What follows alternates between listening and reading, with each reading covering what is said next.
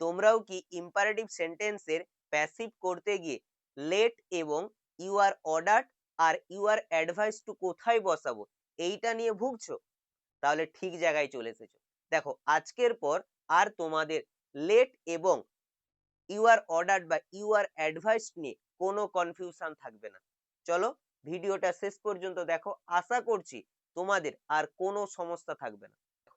Imperative সেন্টেন্সের voice change যদি আমরা সঠিকভাবে করতে চাই, তাহলে প্রথমে একটা ইম্পারেটিভ সেন্টেন্সকে আমরা দুটো ভাগে ভেঙে নেব। কেমন? না দেখো, ইম্পারেটিভ সেন্টেন্স কাকে বলে? না যেই সেন্টেন্সের মাধ্যমে আদেশ করা, কমান্ড করা, রিকোয়েস্ট করা বা অ্যাডভাইস দেওয়া বোঝায়, তাকে আমরা ইম্পারেটিভ সেন্টেন্স বলি। এইবার ওই যে ইম্পারেটিভ সেন্টেন্সটা না, ওকে আমরা দুটো পার্টে ভাগ করে নেব। কিভাবে? দেখো সেটা।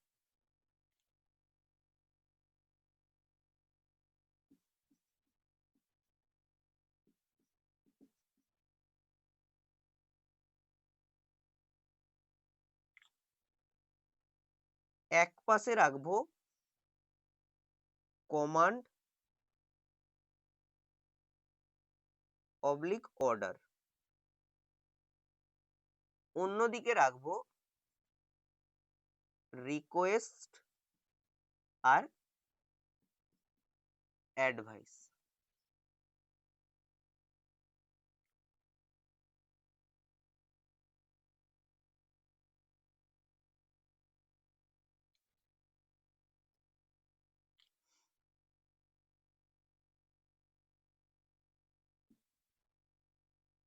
হলো? তাহলে তাহলে প্রথম কাজ কি? না ইম্পারেটিভ সেন্টেন্সটাকে দুটো ভাগে ভাগ করে নেব। একদিকে রাখবো কমান্ড অর্ডার, আরেকদিকে রাখবো রিকোয়েস্ট এবং অ্যাডভাইস। ধরো তোমাকে কোনো একটা ইম্পারেটিভ সেন্টেন্স দিয়েছে এবং সেটা কোন পার্টে পড়েছে? কমান্ড বা অর্ডার। তাহলে ওই যে কমান্ড বা অর্ডার, এটা আমি জেনে গিয়েছি। এরপর আমি কি করব? দেখো, আমি দুটো সেন্টেন্স লিখছি, দেখো ভালো করে। একটা বলছি ওপেন দ্য ডোর, আরেকটা বলছি গেট আউট অ্যাট ওয়ান্স। দুটো বাক্য বললাম। এই যে ওপেন দ্য ডোর এবং গেট আউট অ্যাট ওয়ান্স, বলো তো এখানে গ্রামাটিক্যাল কি ব্যাপার আছে? না দেখো, যখন বলছি ওপেন দ্য ডোর, এখানে কিন্তু অবজেক্ট আছে, কিন্তু যখন বলছি দেখো গেট আউট অ্যাট ওয়ান্স, এখানে কিন্তু অবজেক্ট নেই। এবার তোমরা প্রশ্ন করতেই পারো, স্যার আপনি কিভাবে বুঝলেন যে এখানে অবজেক্ট নেই? দেখো আমি তোমাদেরকেও শিখিয়েছিলাম, কি বলতো? না আমরা মেন ভার্বকে কি বা কাকে দিয়ে প্রশ্ন করব। যদি অ্যান্সার থাকে তাহলে অবজেক্ট থাকলো, আর যদি অ্যান্সার না পাই তাহলে সেখানে অবজেক্ট নেই। তাহলে ওপরের বাক্যটা যদি ধরি, ওপেন দ্য ডোর, দরজাটি খোলো, তাহলে ভার্ব কি? ওপেন। ওকে প্রশ্ন করো কি খোলো, অ্যান্সার পেয়েছো কি? না দরজা। তাহলে এটা হলো আমার অবজেক্ট। পরেরটা দেখো, গেট আউট অ্যাট ওয়ান্স, এখনই বেরিয়ে যাও। তাহলে এখানে ভার্ব কোনটা? বেরিয়ে যাও। তুমি প্রশ্ন করো কি বেরিয়ে যাও, অ্যান্সার পেয়েছো। কাকে বেরিয়ে যাও, অ্যান্সার পেয়েছো। পাওনি, তার মানে এখানে অবজেক্ট নেই। এবার তোমরা বলবে স্যার আপনি আবার সেই বারবার পুরনো জিনিসকেই কেন টানছেন? টানছি তার কারণ আছে। দেখো, এই যে অবজেক্ট থাকলে একটা নিয়ম আছে, অবজেক্ট না থাকলে একটা নিয়ম আছে। তাহলে এবার প্রথম থেকে একবার রিমাইন্ড করো। প্রথম আমি কি করব? ইম্পারেটিভকে দুটো পার্টে ভাগ করব। একদিকে রাখবো কমান্ড অর্ডার, আরেক দিকে রাখবো রিকোয়েস্ট এবং অ্যাডভাইস। বোঝা গেল? আমি ধরে নিচ্ছি সেন্টেন্সটা কমান্ড বা অর্ডারের পার্টে পড়েছে, তাহলেই কিন্তু আমার ভয়েস চেঞ্জ হয়ে যাবে না। আমাকে আরো চিনতে হবে যে ওই সেন্টেন্সটাতে অবজেক্ট আছে না নেই। কারণ অবজেক্ট থাকলে একটা নিয়ম হবে, অবজেক্ট না থাকলে আরেকটা নিয়ম হবে। ধরো একটা সেন্টেন্স দিয়েছে যেখানে অবজেক্ট আছে, তখন কি রকম হবে? তাহলে কি বললাম? না আমি এরকম একটা সেন্টেন্স পেয়েছি যেখানে অবজেক্ট আছে, তার প্যাসিভ কিভাবে করব? তার রুলটা কি?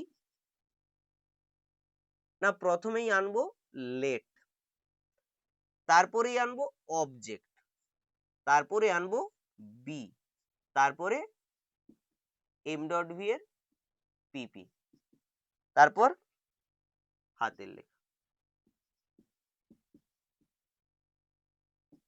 বোঝা গেল? তাহলে কি? Let, object, be, M dot V এর পিপি প্লাস হাতের লেখা। দেখো হাতের লেখাটা আবার কি, তাই না? আমার সাথে যারা আছো তারা কিন্তু হাতের লেখা মানে অবশ্যই বুঝে গিয়েছো। হাতের লেখা মানে ওর পরে যা থাকবো বেশি বসিয়ে দেবো, কিচ্ছু দেখার দরকার নেই, শুধু শ্রুতি লিখনের মতো, যেমন স্যার আমাদেরকে বলে আমরা লিখি না, ঠিক সেরকমই ওখানে যা আছে বসিয়ে দেবে। বোঝা গেল? এক্সাম্পল নাও, ধরো বললাম ওপেন দা ডোর, হয়েছে? আমি কিন্তু দেখবো এখানে অবজেক্ট আছে না নেই। বলো অবজেক্ট আছে না নেই? আছে, তাই তো? তাহলে অবজেক্টটা কি? না দা ডোর। তাহলে রুলটা কি? না প্রথমে আমার লেট, তারপরে কি অবজেক্ট, অবজেক্ট কি? দা ডোর, এরপরে রুলে কি আছে? বি, এরপর কি আছে? পিপি, তাহলে ওপেন। তাহলে কি হলো? Let the door be opened. আর কি কিছু আছে? নেই। তাহলে ওখানেই প্যাসিভ ভয়েস কমপ্লিট হয়ে যাচ্ছে তো? হ্যাঁ, একটু ধৈর্য ধরে থাকো, দেখো আমি তোমাদেরকে ভয়েস চেঞ্জ শেখাতে পারি না পারি না। হলো? তাহলে আরেকটা এক্সাম্পল নিই, ডু ইট। দেখো তোমরা অনেকেই না এটা ভেবে নাও যে ডু ইট এইটুকু সেন্টেন্স, এখানে অবজেক্ট আছে, ছোট বড় সাথে সাথ নেই। আমি দেখব যে ভার্বকে কি বা কাকে দিয়ে প্রশ্ন করতে অ্যান্সার পাচ্ছি কিনা। তো এখানে দেখো ডু ইট, এটা করো, তাহলে তুমি প্রশ্ন করো কি করো, এটা, আমি অ্যান্সার পেয়ে গেছি, মানে কি আমি অবজেক্ট পেয়ে গিয়েছি। তাহলে এটাও কি দিয়ে হবে? আমার লেট দিয়ে হবে। তাহলে কি করব? Let it be done. বোঝা গেছে? কত সহজে হয়ে যাচ্ছে, আর কোনো ডাউট থাকবে না। তাহলে let it be done.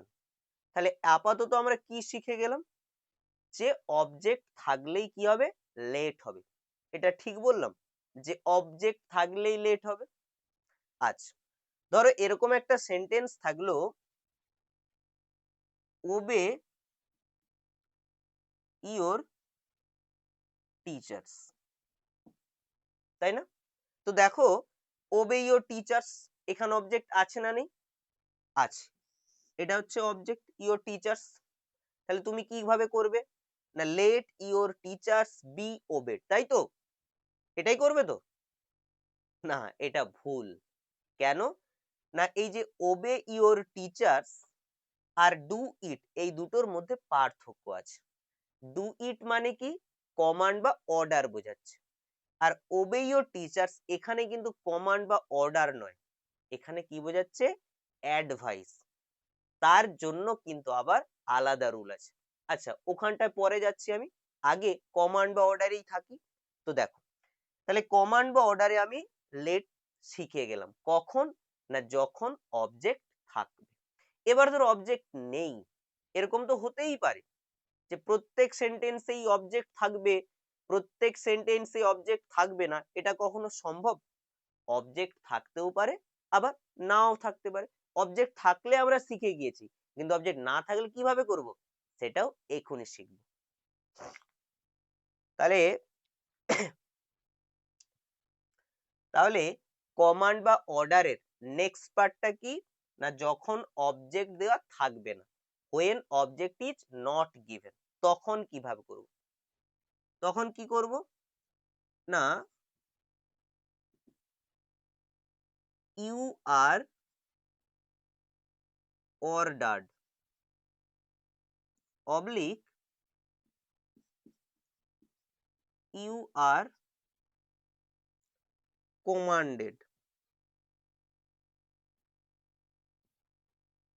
Plus to plus হাতের লেখা।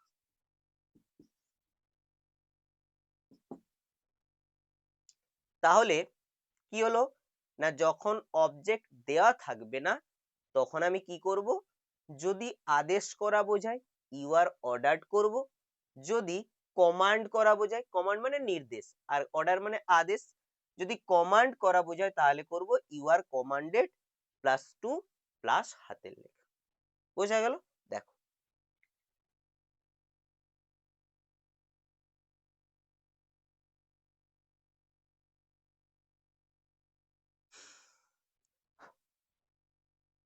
মার্চ অন,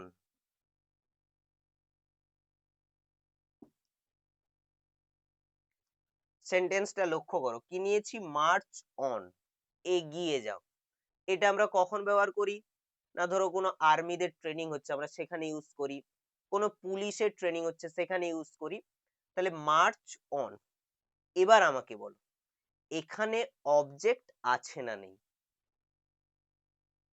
হ্যাঁ, অবজেক্ট নেই, কারণ এখানে আমরা যদি মার্চকে প্রশ্ন করি কি বা কাকে দিয়ে অ্যান্সার পাবো না, তাই এখানে কিন্তু অবজেক্ট নেই।